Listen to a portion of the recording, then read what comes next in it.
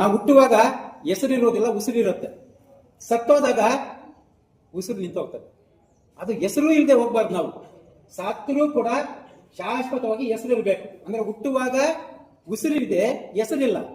ಸಾಯುವಾಗ ಉಸಿರಿರೋದಿಲ್ಲ, ಹೆಸರು ಮಾಡ್ಬಿಟ್ಟು ಹೋಗ್ಬೇಕು. ಹೆಸರು ಮಾಡ್ಬಿಟ್ಟು ಹೋಗ್ಬೇಕಂದ್ರೆ 16 ಜನಕ್ಕೆ ಉಪಯೋಗ ಆಗುವಂತಹ ಸಾರ್ಥಕ ಜೀವನವನ್ನು ಕಟ್ಕೊಳ್ಳುವಂತ ಕೆಲಸ ಕಾರ್ಯವನ್ನು ಸಮಾಜದಲ್ಲಿ ಮಾಡಬೇಕಾಗ್ತದೆ. ಆವಾಗ ಮಾತ್ರ ನಾವು ವಿವೇಕಾನಂದರು ಹೇಳಿದಂತ ರೀತಿಯಲ್ಲಿ ಉತ್ತಮರಾಗಲಿಕ್ಕೆ, ಉಪಯೋಗ ಆಗಲಿಕ್ಕೆ ಸಾಧ್ಯ ಆಗ್ತದೆ.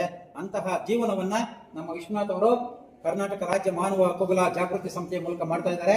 ಅವರಿಗೆ ಬೆಂಬಲವಾಗಿ ನಿಂತು ಕಣ್ಣಿನ ಆಸ್ಪತ್ರೆ, ಶಂಕರ್ ಕಣ್ಣಿನ ಆಸ್ಪತ್ರೆ ಕೂಡ ಮಾಡ್ತಾ ಇದ್ದಾರೆ.